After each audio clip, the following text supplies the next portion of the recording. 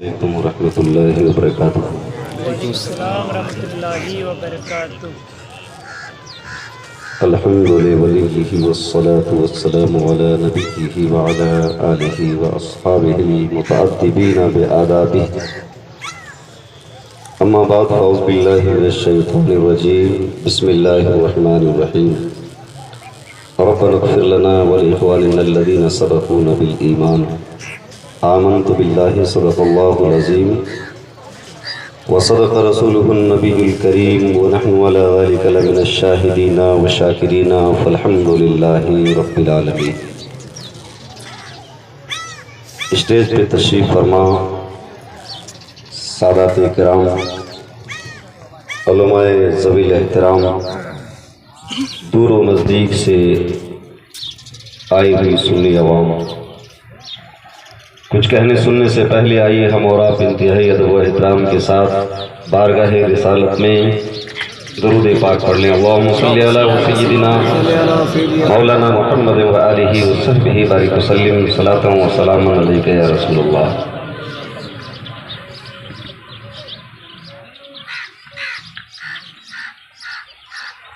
آج ہم اور آپ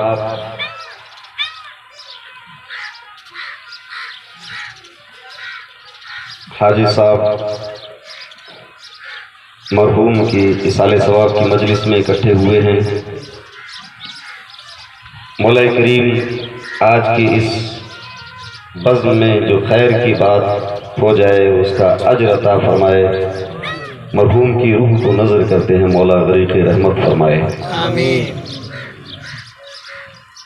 حدیث پاک میں آتا ہے کہ قیامت کے دن ایک عالم کے لیے یہ انعام ہوگا کہ اپنے قبیلے کے 100 افراد کو جن کے کردار و عمل کی بنیاد پہ جہنم واجب ہو چکا ہوگا، وہ عالم اپنے علم اور فضل کی بنیاد پہ اس کو یہ انعام ہوگا کہ وہ ان 100 آدمیوں کو جہنم سے نکال کے جنت میں داخل کرے گا۔ اور اس خوبصورتی کے ساتھ آپ لوگوں کا جمع ہونا، اتنے علماء اکرام اور سادات اکرام کا آنا یقیناً مرحوم کی بخشش کی نشاندہی کرتا ہے۔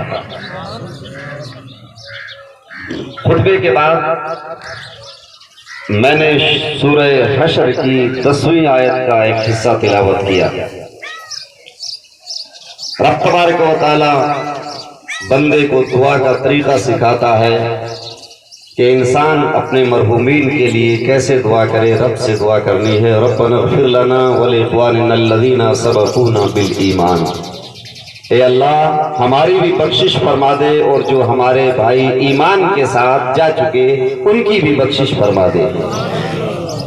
اسٹیج پہ علماء اکرام بیٹھے ہوئے ہیں۔ اصول فقہ میں قرآن کریم کو 4 طریقے سے استدلال کا طریقہ بتایا گیا ہے: صراحت النص، اشارت النص، اقتضاء النص، عبارت النص۔ اصول الشاشی اور نور الانوار مجھے نہیں پڑھانا ہے۔ بہرحال قرآن کی یہ آیت اس بات کی طرف اشارہ کرتی ہے کہ ایصال ثواب صرف ایمان والے کے لیے ہے۔ ہمارے گرد و پیش کچھ کمپنیاں ایسی چل رہی ہیں جو کہتے ہیں ایصال ثواب کیوں کرتے ہو، پہنچتا ہے کیا؟ اللہ ہے نا، یقیناً ایمان والوں کا ایصال ثواب پہنچتا ہے، ایمان والوں کو ایصال ثواب پہنچتا ہے اور بے ایمانوں کو پہنچتا نہیں ہے، پہنچائیں گے تب بھی۔ قرآن اشارہ دے رہا ہے اس بات کی طرف۔ ملک العلماء علامہ ظفر الدین بہاری رحمۃ اللہ علیہ، علماء کے لیے کافی کارآمد بات رہے گی، فتاوی ملک العلماء میں ایصال ثواب کے 25 طریقے ذکر فرمائے انہوں نے۔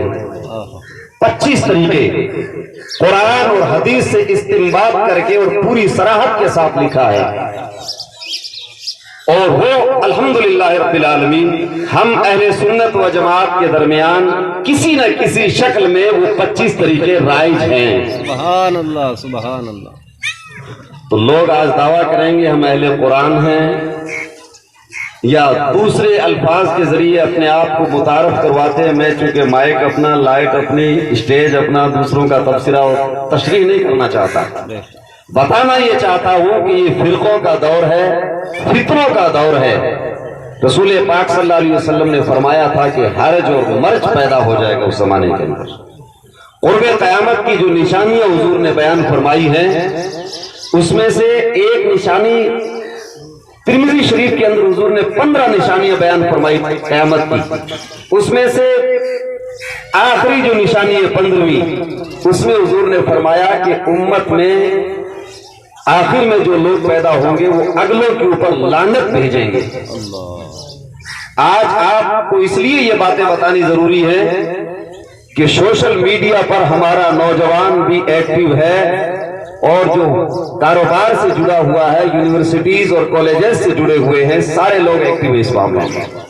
بھیڑ بکری چرانے والا بھی ٹیلوں میں بھیڑ بکری چراتے ہوئے بھی یوٹیوب سرچ کرتا ہے. اس میں بہت سارے مولوی ملیں گے، جبے کبے ہوں گے، اچھے لباس ہوں گے، لیکن وہ آپ کے سامنے جب تقریر کریں گے تو ایسا لگے گا کہ بڑا مٹھاس ہے.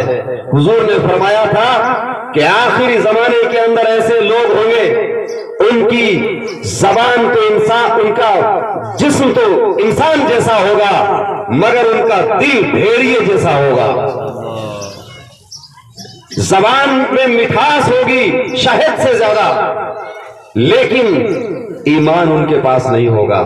آج آپ کو یوٹیوب پر ایسے لوگ ملیں گے جو کہیں گے کہ ایصال ثواب کی ضرورت نہیں ہے، مرنے کے بعد پہنچتا ہے کیا؟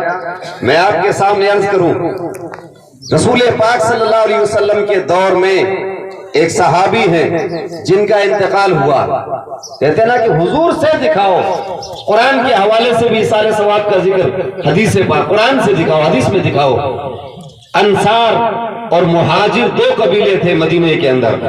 انصار وہ لوگ تھے جو رسول پاک کے دین کی سپورٹ کی جنہوں نے اور مدینے کے رہنے والے تھے، اور مہاجرین وہ لوگ تھے جو رسول پاک کے ساتھ مکہ چھوڑ کر یا دوسرے ملکوں سے مدینے آئے تھے اور جنہوں نے اپنے ایمان اور عمل کی حفاظت کے لیے رسول پاک کے بارگاہ میں اپنی زندگی اور بندگی کو تج دیا تھا. تو انصار اور مہاجرین کا طریقہ یہ تھا کہ جب کسی کی میت ہو جاتی تو وصال کے بعد وہ لوگ سورہ یاسین کی تلاوت کرتے تھے اور قرآن کریم پڑھ کر کے اس کے لیے بخش دیتے تھے. ملا علی قاری نے مرقات الوفاتی میں اس کا ذکر فرمایا، تفصیل کے ساتھ انہوں نے بحث فرمائی ہے. رسول میں عرض یہ کر رہا تھا، غزوہ خندق کے موقع پر حضرت سعد بن معاذ کو تیر لگا اور اس کے بعد ان کو زخم شدید ہوا. ایک وقت آیا کہ زیادہ تر طبیعت ان کی ناساز ہوئی تو ان کے گھر والوں نے رسول پاک کی بارگاہ میں پیغام بھیجا، کہا کہ حضور حضرت سعد کی طبیعت زیادہ خراب ہے. رسول پاک صلی اللہ علیہ وسلم تشریف لائے ان کے گھر اور حضور نے سعد کو اپنی جھولیوں میں لیا. انتقال جب ہوا تو ان کی روح نکل رہی تھی اور سعد کا سر رسول پاک صلی اللہ علیہ وسلم کے سینے پہ تھا.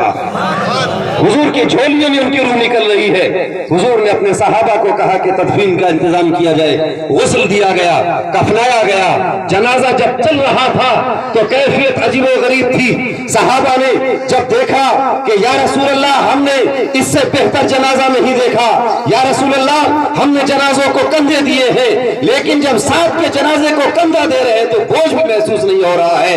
یا رسول اللہ ہم نے ساتھ کے جنازے کے اندر عجیب و غریب کیفیت دیکھی ہے. ایک تو یہ کہ آپ پنجوں کے بل چل رہے تھے، دوسری کیفیت یہ دیکھی جنازے کو ہاتھ لگا رہے ہیں تو جنازے میں بوجھ محسوس نہیں ہو رہا ہے. ایک کیفیت یہ دیکھی جب دفن کر رہے تھے تو آپ ان کی قبر کے پاس کھڑے مسکرا رہے تھے.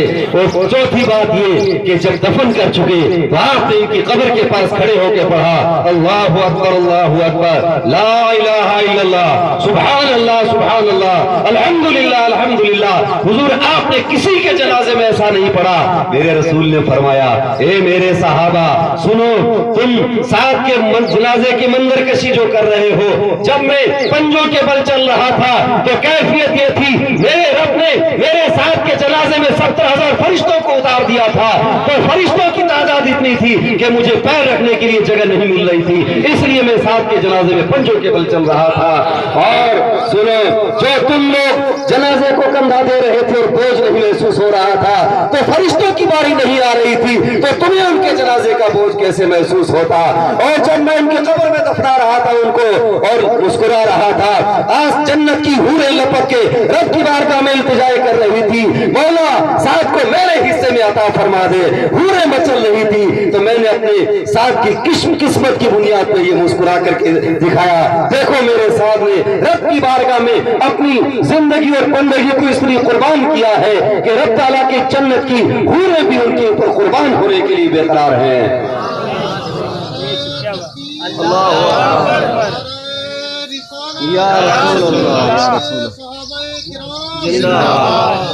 और जो मैंने अल्लाहु अकबर की सदाएं बुलंद की, उसकी वजह ये थी कि इस अब्दे सालेह पर कब्र तंग हो गई थी। अब्दे सालेह का लफ्ज है, मिशकात में हदीस पाक मौजूद है। अब्दे सालेह पर अब कब्र तंग हो गई। सहाबी है वो, और ऐसे सहाबी जो जंग खंदक के अंदर जिनको तीर लगा और शहादत हुई, और शहादत का मनसब जानते हो कितना अजीम होता है। खालिद इब्न वलीद वक्त के जर्नेल सहाबी है, और जब गए हैं जालिमों की बखियां उधेड़ के छोड़ दी है, जुल्म और जबर के खैमों की तनाबें उखड़ गई है जहां खालिद इब्न वलीद ने कदम रखा है।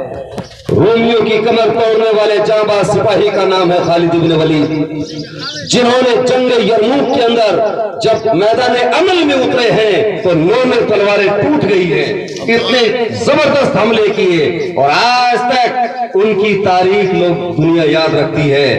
रसूल पाक के वो सहाबी आखिरी वक्त है, बिस्तरे मर्ग पे हैं, आंखों में आंसू हैं। जब इतने बड़े जर्नेल सहाबी थे तो बेटे भी तो दिलेर थे ना।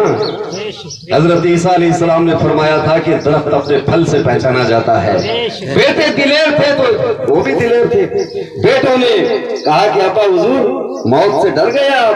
कहा कि बेटे मौत से नहीं डरा हूं। बोले क्या वजह है? आंखों में आंसू कैसे है? बोले मेरे जिस्म का पैरान उठा के देखो, 1 इंच जगह ऐसी नहीं है जिसके ऊपर तलवार, नेज़े और बर्छे का जख्म ना लगा हो। हर सुबह में घर से निकलता था, ये आस और उम्मीद लेके निकलता था शायद मुझे शहादत नसीब हो जाए, लेकिन अफसोस ये है कि शहादत नसीब ना हो सकी। मैं अपने बिस्तर पे जा रहा हूं। शहादत इतना अजीम मनसब, उस मनसब पे सरफराज होने वाले सहाबी, लेकिन कब्र तंग हो गई तो हुजूर ने फरमाया मैंने सदाए तौहीद बुलंद की, अल्लाहु अकबर की सदाएं बुलंद की, तो कब्र के अंदर कुशादगी पैदा हो गई। अल्लामा जलालू को शामी रहमतुल्लाह अलैह ने फतवा शामी में लिखा अज़ान कब्र के हवाले से कि नमाज के अलावा 10 मकाम ऐसे हैं कि जहां पे अजान देना मुस्तहब है, कुछ जगहों पे सुन्नत है, जिनमें से एक जिक्र है कब्र के पास अजान देना।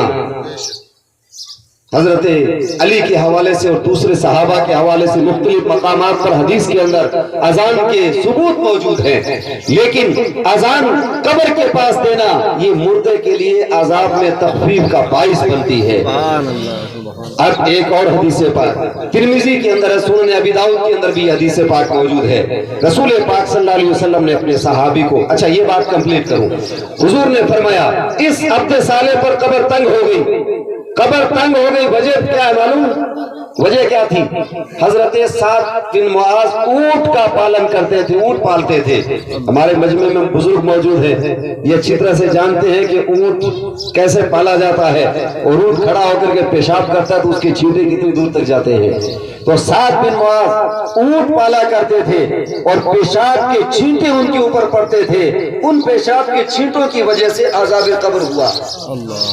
इतने अजीम सहाबी, मौत का मंजर आपने मुलाजा किया, शहादत का मंजर आपके सामने है, लेकिन कब्र तंग हो गई किस वजह से? पेशाब के छींटों की वजह से। हदीस पाक में आया है इस्तंज़िहु अनिल बौल फ़इन्ना आम्मत अज़ाबिल क़ब्र मिन्हु, पेशाब के छींटों से बचो, इसलिए कि आम अज़ाब कब्र पेशाब के छींटों से हुआ करता है। आज हमारा नौजवान दीवारों के पास खड़ा होकर ऊंट की तरह पेशाब करता है, कुछ छींटे अगले की दीवार के ऊपर और कुछ छींटे अपने कपड़ों के ऊपर और कुछ पैरों के ऊपर। ये पैर जब कब्र में जाएंगे तो क्या अजाब नहीं होगा? इसलिए पेशाब के छींटों से बचें और अपने आप को पाक और साफ सुथरा रखें, हर वक्त पाक रखें। जब पाक इंसान होता है तो उसकी कैफियत क्या होती है मालूम है? रब फरमाता है अल्लज़ीना ततवफ़ौना तय्यिबीना अल्लज़ीना ततवफ़ाहुमुल मलाइकतु तय्यिबीना यक़ूलूना सलामुन अलैकुम। जो लोग पाक साफ रहते हैं और पाकी के आलम में जिनको मौत आती है तो कुरान कहता है फरिश्ते पहले उसको सलाम करते हैं, उसके बाद उसकी रूह लेके जाते हैं। पहले फरिश्ते सलाम करते हैं और उसके बाद उसकी रूह लेके जाते हैं। और रूह कैसे जाती है मालूम है? इमाम जलालुद्दीन सूती रहमतुल्लाह अलैह ने शरह सुदूर के अंदर ये रवायत नकल फरमाई कि फरिश्ते जन्नत से कफन लेके आते हैं और जन्नत से खुशबू लेके आते हैं, उस इंसान की मशा में जाके करीब करते हैं और रब का पैगाम सुनाते हैं, या अय्यतुहन नफ्सुल मुतमइन्ना इरजी इला रब्बिकी रादियतम मर्दिया फदखुली फी इबादी वदखुली जन्नती। फरिश्ते उस इंसान से कहते हैं, पहले सलाम करते हैं, फिर जन्नत का कफन बिछाते हैं, फिर जन्नत की खुशबू उसको सुनाते हैं, तब रब का पैगाम सुनाते हैं, आ नफ्से मुतमइन्ना हम तुझसे राजी है, तू हमसे राजी हो जा, जन्नत में दाखिल और नेक बंदों में शामिल हो। और उसकी रूह को कफन के अंदर बसाते हैं, जन्नती कफन में। फरिश्ते लेके आसमानों की तरफ चलते हैं। पहले आसमान में फरिश्ते उस रूह का इस्तकबाल करते हैं। 4 अरब 9 करोड़ फरिश्ते पहले आसमान में उस रूह का इस्तकबाल करते हैं। अंदाजा लगाओ आप। फिर दूसरे आसमान, तीसरे, चौथे, 7वें आसमान को क्रॉस करती है उसकी रूह और हर आसमान में फरिश्ते उसका स्वागत करते हैं, इस्तकबाल करते हैं और उसकी रूह से कस्तूरी की खुशबू फूटती रहती है और आखिर में अर्श के नीचे वो रूह जाके सजदा करती है। ऐसे पाकीज़ा लोगों का सजदा आखिरी अर्श के नीचे होता है। तब रब फरमाता है इस बंदे ने मेरी इबादत का हक अदा कर दिया, इसकी रूह को ले जाओ। कितनी खुशी के साथ उसकी रूह जाती है और फरिश्तों की दुआओं के साथ उस रूह को वापस भेजा जाता है। तसव्वुर करो उसको अजाब होगा, उस इंसान की बख्शिश होगी कि नहीं? तो आप कहोगे हो सकता है मरने के बाद अर्श के नीचे पता नहीं ईमान पे खात्मा होगा कि नहीं। रसूल ने दुनिया में भी ऑफर दिया है, अगर कोई इंसान पाक साफ रहता है और पावुज़ू सोता है तो उसकी रूह जिस्म से अलग होकर और उस इंसान की नींद के आलम में अर्श के नीचे सजदा करके आती है रूह। जो इंसान इस जीती दुनिया में अर्श के नीचे सजदा करना चाहे तो उसकी रूह भी, अगर इंसान बावजूद अगर सोएगा तो उसकी रूह भी अर्श के नीचे रोजाना सजदा करके आएगी। आप कोशिश करें। बहरहाल अर्ज ये कर रहा था, रब ताला दुआ का तरीका सिखाता है, ए अल्लाह हमारी भी बख्शिश फरमा और हमारे उन भाइयों की भी बख्शिश फरमा जो ईमान के साथ दुनिया से जा चुके हैं। लिहाजा इसाले सवाब किसके लिए होगा? ईमान वाले के लिए, बेईमान के लिए नहीं। और जो लोग इसाले सवाब पर क्रॉस क्वेश्चन करते हैं तो समझ लेना कि ईमान की कश्ती उनकी डामाडोल है। जो मोमिन है वो इसाले सवाब से घबराएगा नहीं। एक सहाबी का और इंतकाल हुआ, रसूल पाक ने दफन करवाया। उसके बाद हुजूर ने फरमाया कि इसकी कब्र के चारों तरफ खड़े हो जाओ। सहाबा खड़े हैं, हुजूर ने दुआ की। क्या फरमाया हुजूर ने? युसअलुल आन, इस वक्त इससे सवालात हो रहे हैं कब्र के अंदर। लोग कहते हैं इल्मे गैब नहीं। 7 दिन बाद हुजूर ने देख लिया कब्र तंग हो गई है और सहाबी की कब्र तंग हो गई तो अंदाजा लगाओ वहाबी की कब्र का क्या हाल होगा। वहाबी की कब्र का क्या हाल होगा जब सहाबी की कब्र तंग हो सकती है। वहां तो फिर पढ़ेंगे। एक साहब ने कहा कि आप लोग जो अहदनामे का सिस्टम चालू कर रखा है, ये आपने कब्र के अंदर रखा, ये कहां से दलील है? मैंने कहा चलो हम तो दलील बाद में देंगे, तुम्हारे घर की दलील दे दे। एक वहाबी मौलवी मर गया, मरने से पहले वसीयत कर गया, मेरे उस्ताद जी के ये जो 2 जूते हैं ये मेरी कब्र में रख दें। उलमा इकराम की खास तवज्जो चाहूंगा, 2 जूते उस्ताद जी के हैं, पीर साहब के 2 जूते, वहाबी पीर के जूते, 2 जूते कब्र में रख देना हो। सूखे जूते तो आपको पता है उससे मार कितनी पड़ती है। मैंने कहा आप लोगों ने ये जूते का इंतजाम क्यों किया कब्र के अंदर रखने का? बोले ये कहाँ है, ये तुम्हारी किताब में? फरिश्ते दो आते हैं, शक्ल देखी, दो जूते पड़े हैं, उठाया और पिटाई शुरू। शायद तुम लोगों ने इसलिए जूते रखे हैं। अब सुनो अहदनामे की। अहदनामा इसलिए रखा जाता है, हजरत ताऊस साहब जलीलुल कद्र, उन्होंने कहा कि जब मेरा इंतकाल हो जाए तो मेरे कफन पे अहदनामा लिख देना ताकि मैं अपने अहदनामे के साथ कब्र में जाऊं। तफसीर कुर्तुबी है, हवाला मौजूद है, तफसीर कुर्तुबी में मौजूद है। तो अहदनामा लिख कर कब्र में जाए, अगर हमने कागज के हिसाब से लिख करके डाल दिया तो कौन सा हरज है? तो इसाले सवाब के तरीके बहुत हैं। कब्र पे पानी छिड़कना भी इसाले सवाब है। कब्र के ऊपर खुश्क शाख भी रखना, ये शाख भी रखना, ये तर शाख, खजूर की शाख खास तौर पर ये रखना भी इसाले सवाब। बुखारी में हदीस पाक मौजूद है, मुस्लिम में है। हुजूर एक कब्र के पास से गुजर रहे थे, कब्र के निशानात मिल चुके थे। हुजूर रुके, कहा कि मालूम है क्या है? बोले क्या? ये दो कब्रें, इनके ऊपर अजाब हो रहा है। और ऐसा नहीं है कि लोग बच नहीं सकते थे, बच सकते थे मगर बचे नहीं, अजाब हो रहा है। हुजूर ने खजूर की एक टहनी ली और दोनों के ऊपर गाड़ दी। फरमाया कि जब तक ये सूखेंगे नहीं तब तक इनको सवाब पहुंचता रहेगा। एक सहाबी को जब ये मालूम हुआ, उन्होंने वसीयत कर दी कि मेरा जब इंतकाल हो तो मेरी कब्र के ऊपर खजूर की शाख लगाना।